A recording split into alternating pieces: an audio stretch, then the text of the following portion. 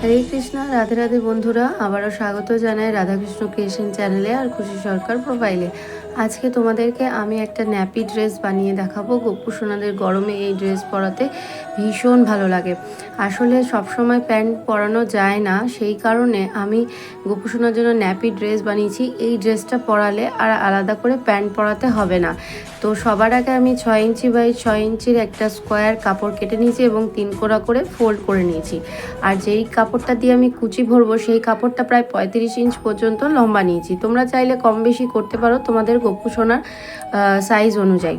এরপর ছোট্ট একটা লুপি আমি সেলাই করে নেব এবং লুপিটাকে পাল্টি করে নেব, যেরকম আমরা ডরি পাল্টাই সেরকমভাবেই। যদি তোমরা রেডিমেড দড়িও এখানে দিতে পারো। এটা শুধু ন্যাপির ফিতেটা বাঁধার জন্য একটা হুকের মতন বানাতে হবে। দেখো এইভাবে যেখানে কোনা বেরিয়েছে সেইখানে আমি ন্যাপির ওই দড়িটা অ্যাটাচ করে দেবো, ঠিক এইভাবে যেভাবে আমি করছি। ন্যাপির 3 কোনা আমি ভালোভাবে এভাবে সেলাই করে নেব। আর পাল্টি করার জন্য একটুখানি মুখ খোলা রেখে দেবো। ন্যাপিটাকে একটু কাট মেরে তারপরে পাল্টি করবে, তাহলে খুব সুন্দরভাবে পাল্টি হবে। তো এইভাবে পাল্টি করে নেওয়ার পর আমি একটা চাপ সেলাই দিয়ে দেবো। খুব ভালো করে কোনাগুলো বের করে নেবে, যেভাবে আমি বের করছি, এবং যেই জায়গাটা খোলা আছে সেই জায়গাটা মুড়ে উপর দিয়েই চাপ সেলাই দিয়ে দেবো। এরপর আমি কুচি সেলাই করব। তো কুচিটা আমি কিভাবে সেলাই করছি সেটা তোমরা দেখে নাও। আর এই ভিডিওটা যদি তোমাদের ভালো লাগে অবশ্যই শেয়ার করে যাবে। আর নিজেরাও এই ড্রেসটা, যাদের বাড়িতে মেশিন আছে তারা বানিয়ে দেখতে পারো, আর যাদের বাড়িতে মেশিন নেই তারা কিন্তু হাতেই সেলাই করে নিতে পারো। এরপর ধারগুলোকে মুড়ে নিব, তারপর লেস বসিয়ে নেব। লেসটা বসানোর পরে আমি এর মধ্যে কুচিটা অ্যাটাচ করব। আরেকটা কথা তোমাদের বলি বন্ধুরা, তোমরা কোথা থেকে আমার ভিডিও দেখছো অবশ্যই কমেন্ট করে জানাবে। আর আমার গোপাল সোনাদের ভিডিও তোমাদের কেমন লাগে সেটাও কমেন্ট করে জানাবে। বেশ সুন্দর করে কুচি দিয়ে দেবে। যত বড় কাপড় নেবে কুচিগুলো কিন্তু তত সুন্দর আর ঘের হবে।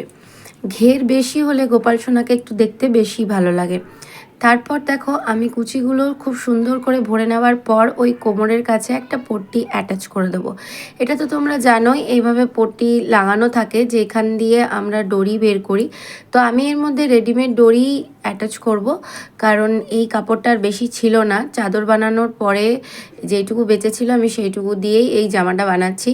আর এখানে দেখো একটা দড়ি আমি ভরে নিচ্ছি, যে রেডিমেড দড়িগুলো আমরা ব্লাউজে লাগিয়ে থাকি সেই দড়ি একটা আগেই আমি ভরে নিচ্ছি। তোমরা চাইলে পরে সেফটি পিন দিয়েও ভরতে পারো, কিন্তু আমার কাছে আগে ভরে নেওয়াটাই বেশি সুবিধা মনে হয়, তাই আমি আগে একটু ভরে নিচ্ছি।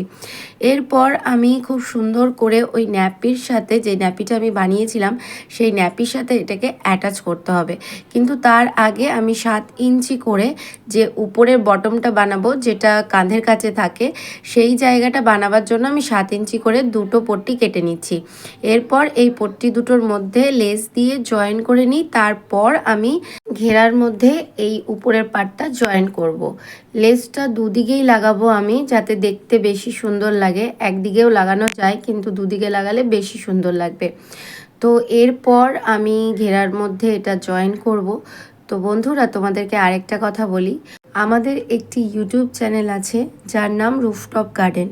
তোমরা প্লিজ ওই চ্যানেলটিকে সবাই সাবস্ক্রাইব করে দিও, যত আমার কৃষ্ণ ভক্ত আছো। সেখানে কিন্তু আমরা দেখাই যে তোমরা ছাদের ওপরে কিভাবে সুন্দর সুন্দর শাক সবজি এবং ফল লাগাতে পারবে এবং সেখানে গাছের গ্রো বাড়াতে পারবে। তো সেই ভিডিও তোমাদের কিন্তু খুব হেল্পফুল হবে। গোপাল সোনাদের আমরা টাটকা সবজিও কখনো কখনো খাইয়ে থাকি। তো যাই হোক, তোমরা প্লিজ ওই চ্যানেলটাকে একটু সাবস্ক্রাইব করে দিও। আর এরপর কিন্তু দেখো আমি ঠিক গল্প করতে করতে পুরো ন্যাপিটার সাথে ঘেরাটাও জয়েন্ট হয়ে গেছে, আর এরপর বটমটাও জয়েন করে দিচ্ছি। তো তারপর দেখো ড্রেসটা রেডি হয়ে গেছে। এরপর গোপু সোনাকে পরিয়ে দেখছি যে ড্রেসটা কেমন হয়েছে। তো দড়িগুলো যাতে বেরিয়ে না যায় সেই জন্য আমি দুপাশে দুটো টুপি লাগিয়ে নিচ্ছি, যেরকম আমরা চুড়িদারের মধ্যে লাগাই ঠিক সেরকম। এরপর গোপাল সোনাকে পরাচ্ছি। দেখো গোপাল সোনাকে এরকমভাবে কিন্তু পেছন থেকে সামনের দিকে এই পার্টটাকে পরাতে হবে, তাহলে তা নয়তো কিন্তু তোমরা ন্যাপিটা ঠিকভাবে পরাতে পারবে না। সামনের দিকে একটু চেপে ধরে তারপর ন্যাপিটাকে এই যে পায়ের ফাঁক দিয়ে বের করে নিতে হবে। আমি ঠিক যেভাবে বের করে নিচ্ছি দেখো, এইভাবে বের করে নিয়ে কোমরে আমি যেই দড়িটা পরিয়েছিলাম সেই দড়িটা এখানে বেঁধে দেবো। এই দড়িটা এখানে ওই লুপিটা দিয়ে বার করতে হবে, যে লুপিটা আমি এখানে লাগিয়েছিলাম ন্যাপির মধ্যে, সেখান দিয়ে দড়ি দুটো বার করে দুপাশ থেকে তারপরে গিট দিয়ে দেবো।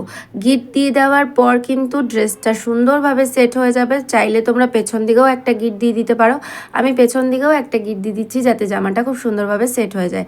দেখতে পাচ্ছ পেছন থেকে দেখো কেমন লাগছে সেটাও তোমাদের দেখাচ্ছি। তো বন্ধুরা, এই জামাটা পরালে তোমাদেরকে আর গোপাল সোনাকে প্যান্ট পরাতে হবে না।